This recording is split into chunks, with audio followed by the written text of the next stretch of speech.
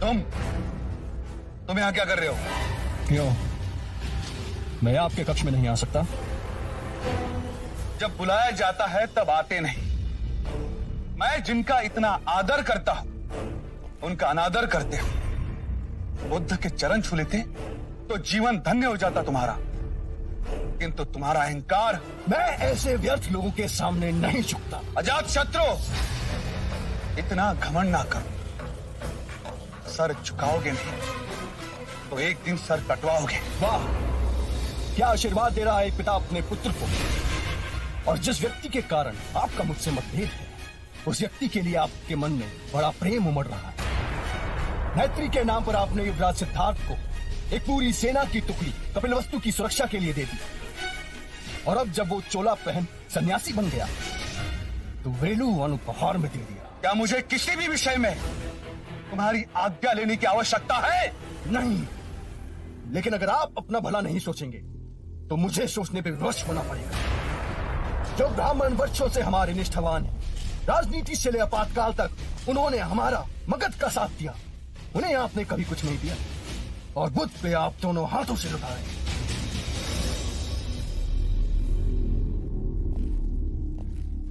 पुत्र, तुम्हारी मन की आंखें अभी खुली नहीं है। हमने ब्राह्मणों के साथ कोई अन्याय नहीं किया, पर बुद्ध अनमोल है। वो समस्त मानव जाति को संवारने आए। वो हम सबके दुख दूर करेंगे। दुख आप दें और दूर करें बुद्ध। अजात शत्रु, कहने दीजिए मुझे और मेरी माँ को बहुत दुख दिए हैं आपने उस आम्रपाली के कारण। जिस आम्रपाली को तुमने कभी देखा नहीं, जिससे तुम कभी मिले नहीं, उसके विषय में तुम ऐसे कैसे बोल सकते हो? मैं और वैशाली की उस तुच्छ गणिका से मिलने जाऊं। सावधान! जो आम्रपाली को गणिका कहा तो। हाँ, आपसे रिश्ता जोड़ सती सावित्री जो बनी, उसने आपसे पहले कितने पुरुषों से रिश्ता जोड़ा। उसके हृदय में न जाने कितने लोग बसते। आपके पैसों पे पलने वाली एक तुच्छ गणिका। अजात शत्रु, मैं पिता हूं तुम्हारा। उसका खेद है मुझे।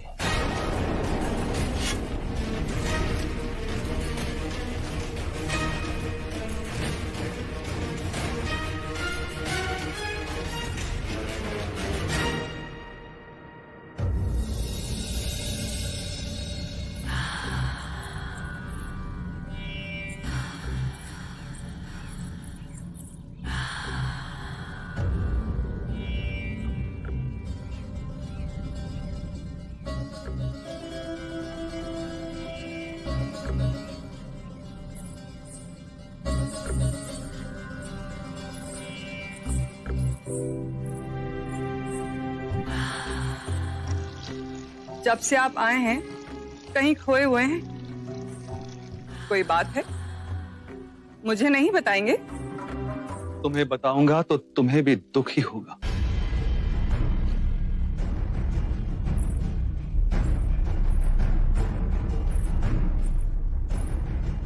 आनंद बांटने से बढ़ता है और दुख बांटने से कम होता है। कहने को मगध नरेश बिंबिसार हो, किंतु इतना विवश कोई साधारण मनुष्य भी ना होगा।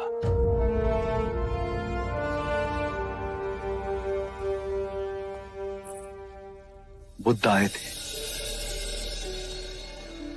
किंतु उनके दर्शन हेतु मैं तुम्हें और हमारे पुत्र जीवक को आमंत्रित न कर सका। यदि तुम आती तो महारानी वैदेही रुष्ट हो जाती। अजात शत्रु सबके सामने तुम्हें अपमानित करता। वो हर समय तुम्हारा नाम लेकर मुझे ताने देता है। क्या चाहा था और क्या हो गया? मेरा ही दोष है। मैं ही कारण बनी आपके बेटे और आपके बीच के टकराव का। कुछ कर पाती जिससे आप दोनों के बीच का मनमुटाव दूर हो सकता। नहीं आमला, कोई कुछ नहीं कर सकता। अजात शत्रु और मेरे बीच अब विचारों का टकराव शुरू हो गया है। वो केवल एक पिता के प्रेम का अपमानित नहीं कर रहा है, वो एक सम्राट को चुनौती दे रहा है। मगध के निर्णय वो अपने मन के अनुसार लेना चाहता है। महत्वाकांक्षा उसे दिनों दिन अंधा बना रही है। उसने बुद्ध का भी अनादर कर दिया।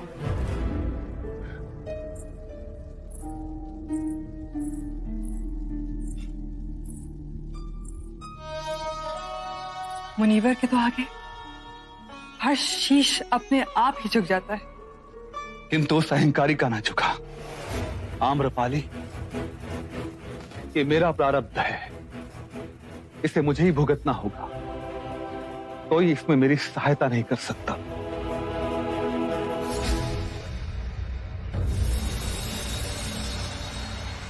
ओम भगवती भिक्षाम देहि। ओम भगवती भिक्षाम देहि।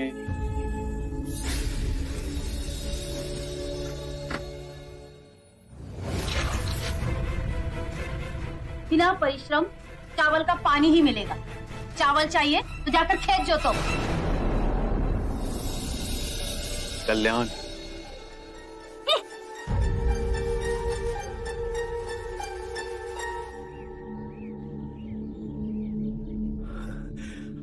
आपका व्यवहार आश्चर्यजनक है। उस महिला ने आपके साथ दुर्व्यवहार किया और आपने उसे आशीर्वाद दिया। आप में तो शांति का स्रोत बह रहा है। मैं तो निम्न हूं, ये मेरे गुरु का प्रसाद। कौन है आपके गुरु? शाक्य मुनि बुद्ध। यह अविचलता का ज्ञान मुझे समझाएंगे? मैं ज्ञान दूं? मैं तो अभी भी उनसे ज्ञान प्राप्त कर रहा हूं। वो कहते हैं मध्य में रहो। मध्य बिंदु में न दुख कलपता है, न ही सुख बहा ले जाता है। और कहां है यह मध्य बिंदु?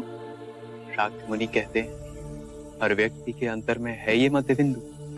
केवल जाग जाओ तो वो सबको प्राप्त है। यही परम ज्ञान का द्वार है। संसार में जो जीव आता है वो उसी परम सत्य का ही रूप है, बस पदार्थ के रूप में प्रकट होता है और अप्रकट हो पदार्थ में ही विलीन हो जाता है। इतना गुण सत्य इतनी सरलता से समझाती है। कुछ और बताइए ना। बुद्ध अपने अनुभव की बात करते हैं। हर जीव में वही परम सत्य है, इसलिए हम दोनों हाथ जोड़ प्रणाम करते हैं। ये कोई भौतिक संस्कृति की बात नहीं, ये इस बात की सूचना देती है कि मेरे अंदर का परम सत्य आपके परम सत्य को पहचान रहा है, चाहे आपको ये ज्ञान हो या ना हो। क्या आपके गुरु मुझे अपना शिष्य स्वीकार करेंगे? अवश्य। हम शीघ्र ही मिलेंगे आपके गुरु शाक्य मुनि से। मुगलाना, मुगलाना, हम जिसे ढूंढ रहे थे वो मिल गया। शाक्य मुनि बुद्ध, उनके कथन अनुसार हम सबके अंतर में एक परम ज्ञान का द्वार है। उन्होंने स्वयं इसका अनुभव किया है। वो सुनी सुनाई बात नहीं दोहराते, अपने अपने अनुभव की बात करते हैं। तो देर किस बात की मित्र, चलो अभी उनके पास चलते हैं। गुरु भाइयों, हम अपने साधना के मार्ग पर चलते हुए शाक्य मुनि बुद्ध की शरण में जाएंगे, परम ज्ञान की प्राप्ति के लिए। आपके चेहरे का भाव देखकर तो ऐसा प्रतीत हो रहा है जैसे कोई विशेष उपलब्धि का द्वार खुलने योग्य है। हम भी चलेंगे आपके साथ। गुरुजी, हम भी आपके साथ चलेंगे। हम भी चलेंगे गुरुजी। यदि आप सब साथ चलेंगे तो आश्रम में कोई शिष्य बचेगा ही नहीं। कोई तरीका तो होगा। फिर तो यही उचित है कि पहले हम गुरुदेव के पास जाकर उनकी आज्ञा लेते हैं। वो जैसा कहेंगे हम वैसा ही करेंगे। ठीक है, चलिए आइए। आइए। आप सब यहीं ठहरे।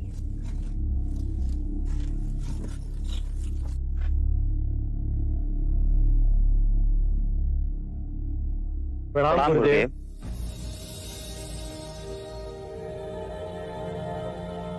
आप सब लोग एक साथ, कोई विशेष बात?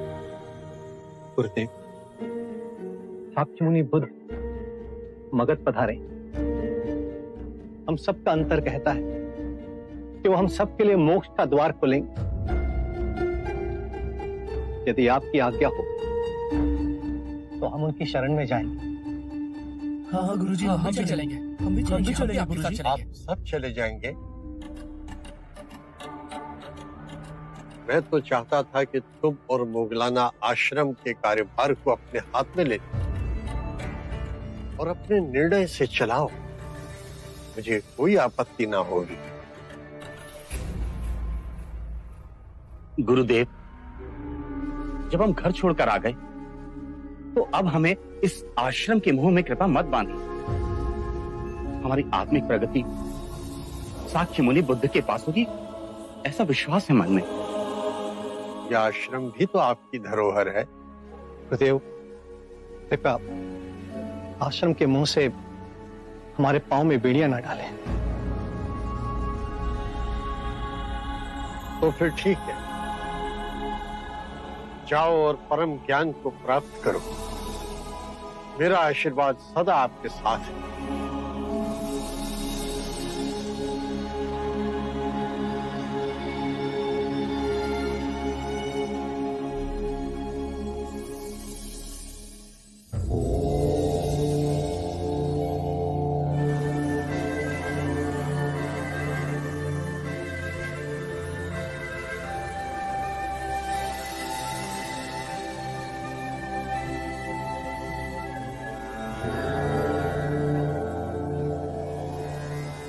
ये सारिपुत्र, ये मोगलाना गुरुदेव संजय के शिष्य हैं। आपके भिक्षु बनना चाहते हैं। अपने सभी साथियों को ले आए। आप सब आ गए। आपके गुरु संजय को आघात लगा होगा। उन्होंने हमें स्वयं अनुमति दी। बहुत बड़ा हृदय है उनका।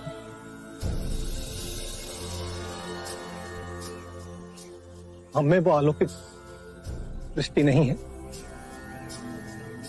अस्ताजी से आपकी सुगंध का समाचार आया। हमें लगा कि आपके चरणों में हमें मुक्ति प्राप्त होगी।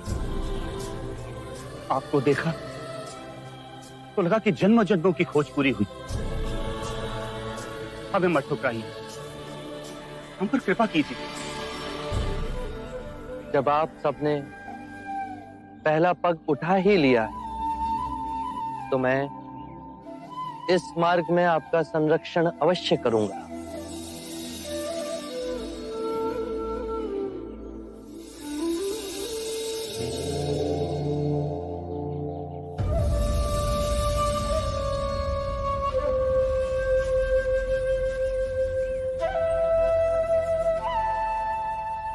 आपको ध्यान से क्या मिला गुरुवर? कुछ नहीं। क्रोध खोया, उदासी खोई, चिंता खोई, असुरक्षा की भावना खोई, वृद्धावस्था का भय खोया और मृत्यु के दर पर विजय प्राप्त हुई। मेरे भिक्षुओं, मैं अच्छे आचरण को ही सबसे उच्च मानता हूं। यदि जंगल में आग लग जाए तो उसे बढ़ने के लिए वो अपने मार्ग के सभी पौधों और वृक्षों को खाती। जितना ईंधन खाती है उसकी अग्नि की तीव्रता और व्याग्रता उतनी ही अधिक बढ़ती जाती। उसी प्रकार दुष्ट प्रवृत्तियां, क्रोध, चिंता, लोभ, भय तब तक ही बलवान रहेंगी जब तक हम उसे ईंधन देते रहेंगे।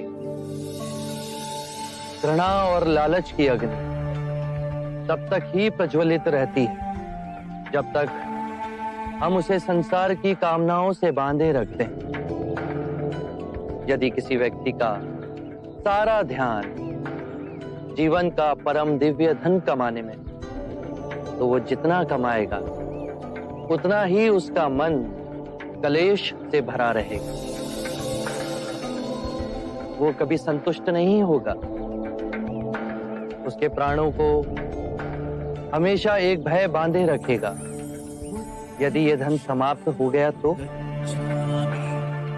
यदि किसी व्यक्ति ने इन बीड़ियों को ही काट दिया तो ना उसे आने वाले कल की चिंता रहेगी, ना बीते हुए कल का बोझ। वो स्थिर रहेगा, जीवन के हर क्षण को जिएगा, मध्य में ही केंद्रित रहेगा। उसे इसी समय इस सृष्टि का आनंद प्राप्त होगा।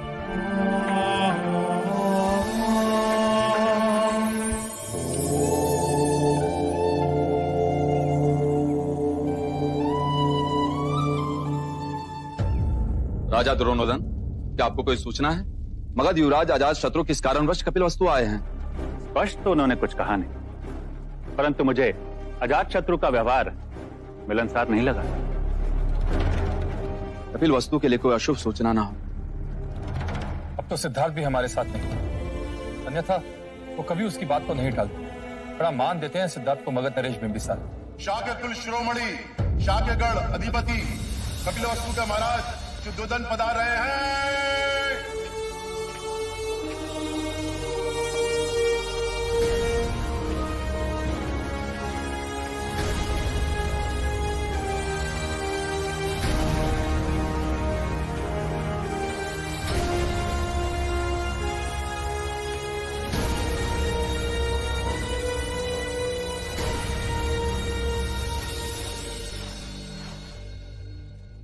महाराज, युवराज अजात शत्रु आपसे मिलने की अनुमति चाहते हैं। वो इस समय कुमार देवदत्त के साथ अतिथि कक्ष में। उन्हें आदर के साथ लाया जाए। जी महाराज।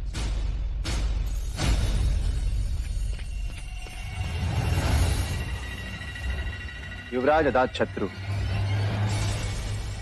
बचपन में मैं चीते का आखेट किया करता था,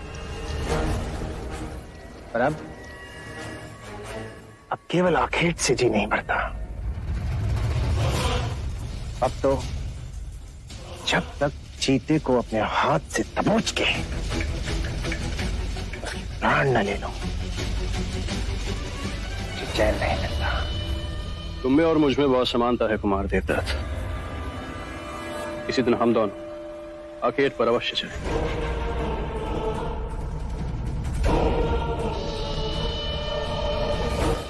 महाराज, शुद्धोधन ने आपको दरबार में आदर पूर्वक बुलावा भेजा है।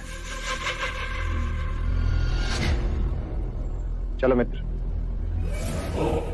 महाराज से भी मिलने।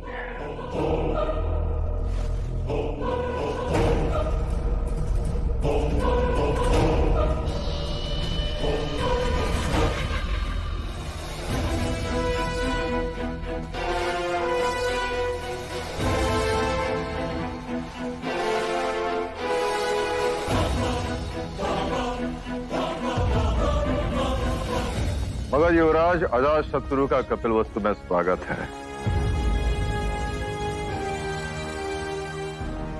यदि आप हमें कपिलवस्तु पधारने का संदेश भेजते तो आपके सम्मान में हम उचित प्रबंध कर पाते।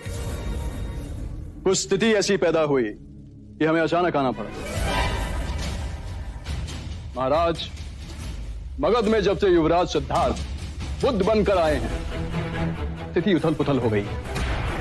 सामाजिक विषमताओं का निर्माण हो रहा है। दूसरे प्रदेश के लोग सन्यासी बनकर मगध की ओर आ रहे हैं। समाज के कई वर्गों में इस बात को लेकर असंतोष जन्मा है। और दूसरी बात जो हमारी चिंता को और बढ़ा रही है, दक्षिण मगध के कुछ गांवों में लुटेरों का आक्रमण हो रहा है। उन्हें रोकने के लिए हमें अधिक सेना की आवश्यकता है। मगध की सेना जो आपकी सुरक्षा के लिए कपिलवस्तु में है, यहां और नहीं रह सकती। मैं अपनी सेना लेने आया।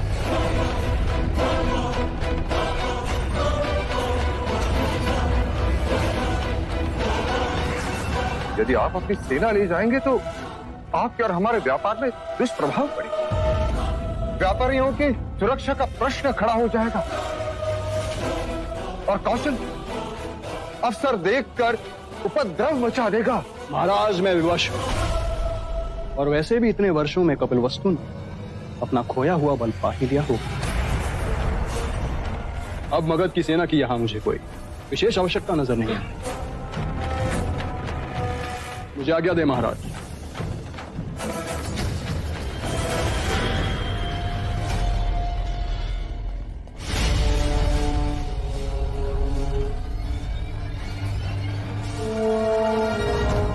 महाराज, युवराज अजातशत्रु अपनी सेना ले गए तो प्रसन्नजीत को सुनहरा अवसर मिल जाएगा। वो अवश्य युद्ध घोषित कर देगा। शाक के देश पे विपत्ति के बादल मंडराने लगेंगे। अब क्या करें? युवराज अजातशत्रु अड़ीग है। यदि सिद्धार्थ होता तो वो महाराज बिंबिसार को हमारी दुविधा अवश्य समझाता था। महाराज, युवराज सिद्धार्थ नहीं है तो क्या हुआ? मैं तो हूं। मैं अजातशत्रु से बात करूंगा और उसे पूरी स्थिति समझाने का प्रयत्न करूंगा, और मुझे अनुमान है कि मैं उसकी सेना को यहां रोकने में अवश्य समर्थ होऊंगा। महाराज, मेरे विचार से यही उचित होगा। यदि देवदत्त को इतना विश्वास है कि वो अजातशत्रु को रोक सकता है तो उसे एक बार प्रयास कर लें।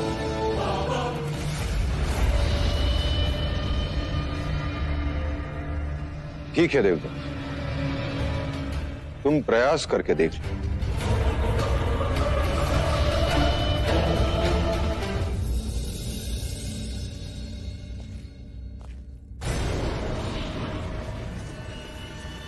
प्रणाम युवराज।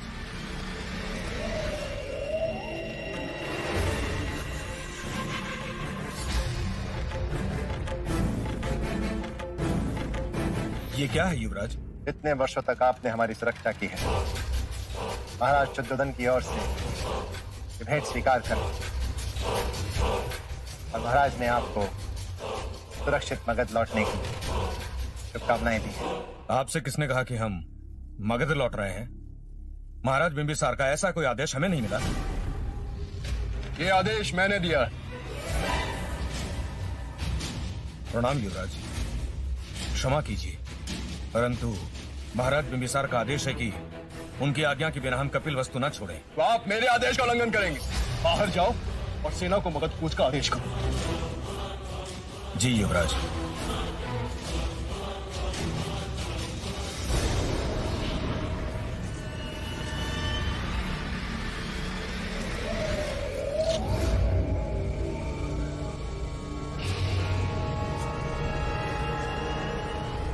हम में और भी समानताएं हैं मित्र।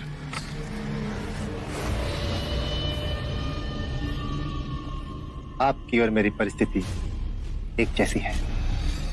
महाराज वृद्ध हो चुके हैं और हम युवा, तो उनकी सोच हमारी सोच से कैसे मेल खा सकती है? वो शांति की बात करके हमारी महत्वाकांक्षाओं के बीच में रोड़े अटका रहे हैं। मित्र, हमें अपना नाम इतिहास के सुनहरे अक्षरों में लिखवाना है। प्रतापी चक्रवर्ती राजाओं में हमारी गिनती होनी चाहिए। किंतु ये बात न आपके महाराज समझते हैं न कपिलवस्तु के। हमारा कथन सत्य है,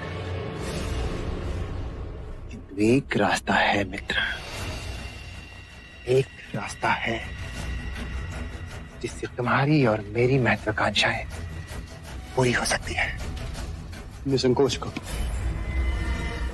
मगध की सेना महाराज बिंबिसार के प्रति निष्ठावान है, और मेरे कुछ सेना नायक मेरे प्रति निष्ठावान है, जो कभी भी नाम और वेश बदलकर मगध की सेना के रूप में आपकी सहायता के लिए पहुंच सकते हैं। और जब भी सही अवसर देख आप मगध महाराज बनने का दावा करें तो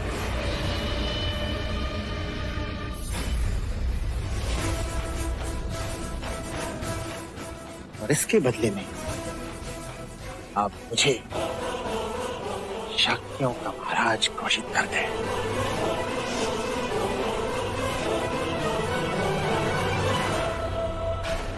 अर्थात कपिलवस्तु से जो सेना आएगी वो मगध की नहीं, हमारी सेना। महाराज बिंबिसार की निष्ठावान सेना यहीं कपिलवस्तु में रहेगी, अटका के रखी जाएगी, महाराज बिंबिसार से दूर। मित्र, महाराज की आज्ञा का पालन करके अपना स्वार्थ साधो, अपनी सेना को यहीं रहने दो। एक बड़े लाभ के लिए मुझे छोटी पराजय स्वीकार है। मगध की सेना यही कपिलवस्तु में तैनात रहेगी। जब लोहा गर्म होगा मैं चोट मार, मेरे महाराज बनते ही तुम शाक्य के महाराज घोषित कर दिए जाओगे।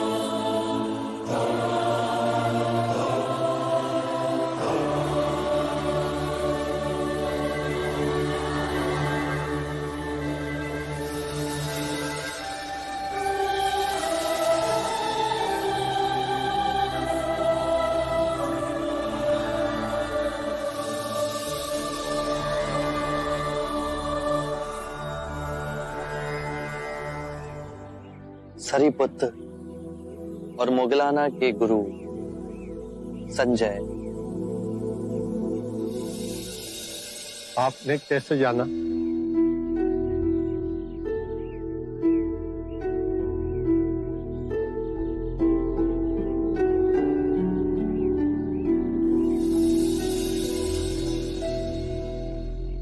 जिस दिन से मेरे शिष्य आपके भिक्षु बने उसी दिन से मेरे मन में जिज्ञासा थी कि आपसे मिलूं। मेरे भी कुछ प्रश्न हैं, कृपा करके उनके उत्तर देंगे? अवश्य। आपका शिक्षण क्या है? आपके सिद्धांत क्या है? वैसे मेरे विषय में मैं कहूं तो मैं किसी सिद्धांत पर भरोसा नहीं करता।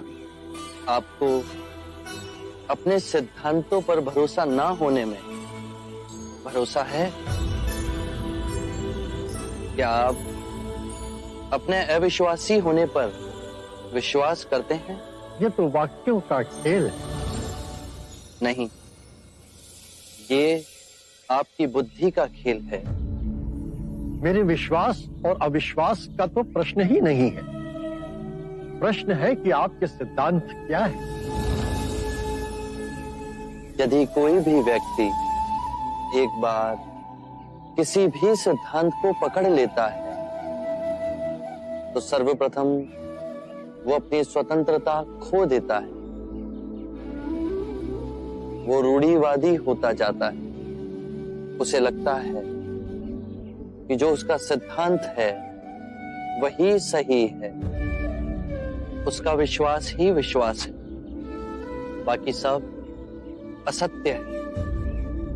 और जहां विचारों की स्वतंत्रता की बली हुई एक ही विचार घेरा डाल लेता है, मनुष्य और संकीर्ण होता जाता है और यहीं से संघर्ष और द्वंद्व की शुरुआत होती है।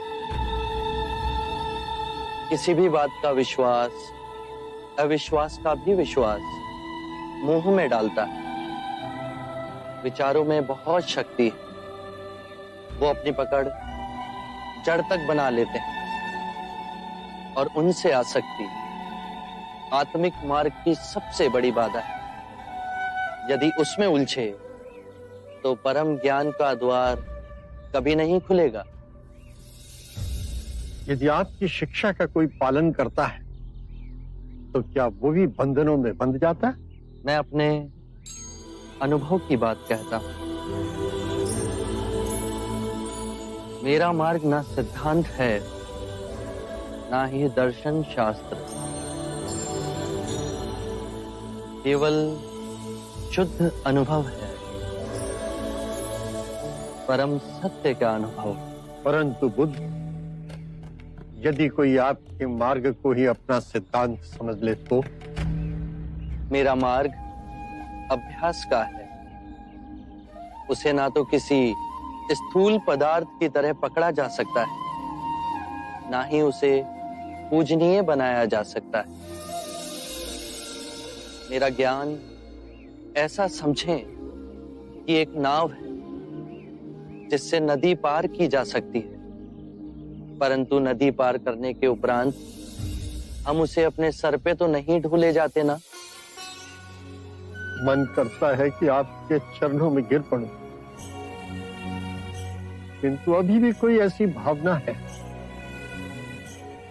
जिसकी पकड़ मुझ पर अब तक है।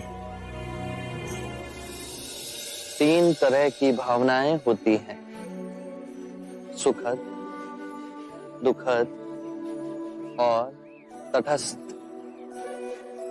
इन तीनों भावनाओं की जड़ें हमारे शरीर और मन में ही स्थित हैं।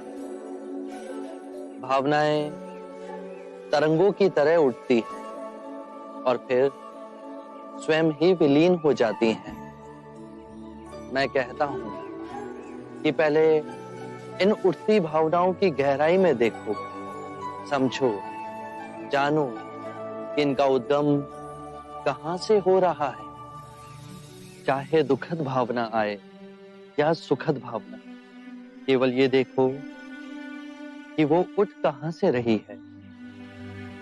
जब उसके मूल में पहुंचोगे तो पाओगे वहां केवल शून्य है। ऐसा शून्य जैसे नीला आकाश। वो शून्य तो है, परंतु सबको अपने अंदर समेटे हुए है, एक चादर की तरह। बस अभ्यास करो, धीरे धीरे अभ्यास करते करते ये पाओगे कि लहरें उठना बंद हो गई। परम शांति की जो झील हमारे अंतर में है वो तो विचलित ही नहीं हो रही।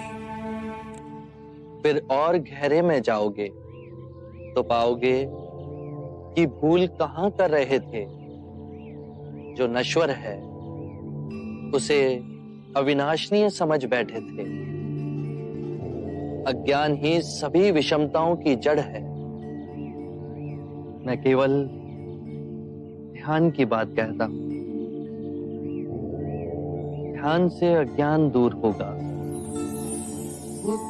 अज्ञान ना पूजा से, ना व्रत से, ना चढ़ावों से, ना किसी तप से समाप्त होगा। बहुत देर निद्रा में रहे संजय। उठो, जागो, स्वयं को पहचानो।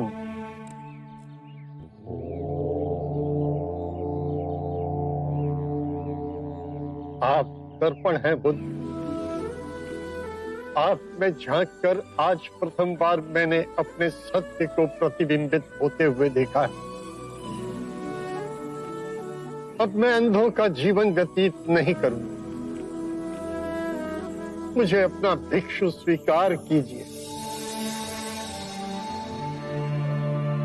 मैं बुद्ध की शरण में आता हूं। धर्म जो आपका स्वरूप है, मैं उसकी शरण में आता हूं। मैं संघ की शरण में आता हूं। बुद्धं शरणं गच्छामि, धम्मं शरणं गच्छामि, संघं शरणं गच्छामि।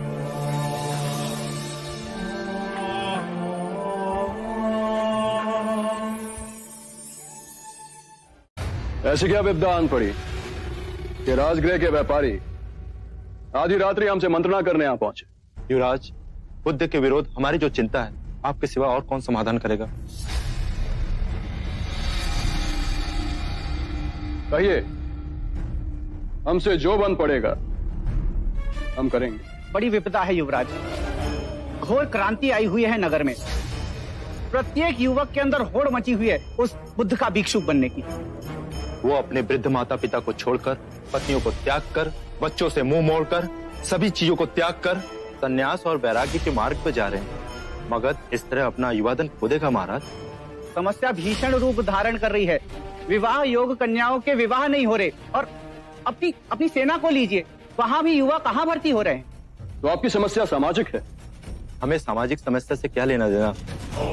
हम तो अर्थव्यवस्था की डामाडोल होने की आशंका से भयभीत थे महाराज। यदि सब वैरागी हो गए तो हमारी सारी दुकानें बंद हो जाएंगी युवराज। तो आप महाराज बिंबिसार के सामने अपनी समस्या को रखिए। रखी थी, उन्होंने कहा कि वो किसी की निजी इच्छा में हस्तक्षेप नहीं कर सकते।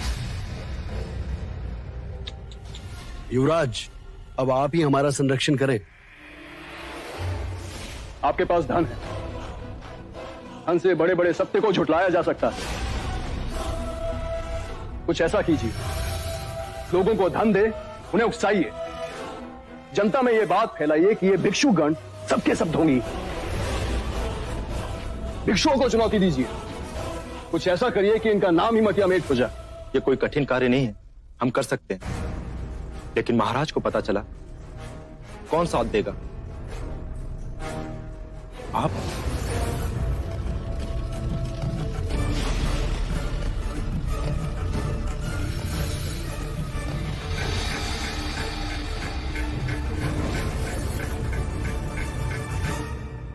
किंतु इसके प्रत्युत्तर में जब युवराज को आपके साथ की आवश्यकता हो तो आप उसके पक्ष में खड़े रहें। अवश्य अवश्य, हम आपके साथ हैं।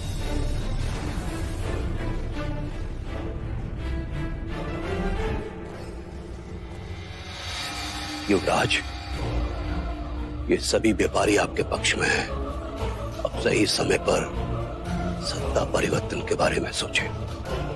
सही समय का संकेत मैं शीघ्र ही मिलने वाला हूं। आरंभ हो गई निर्वाण प्रथा, सुनो सुनो ये बुद्ध कथा।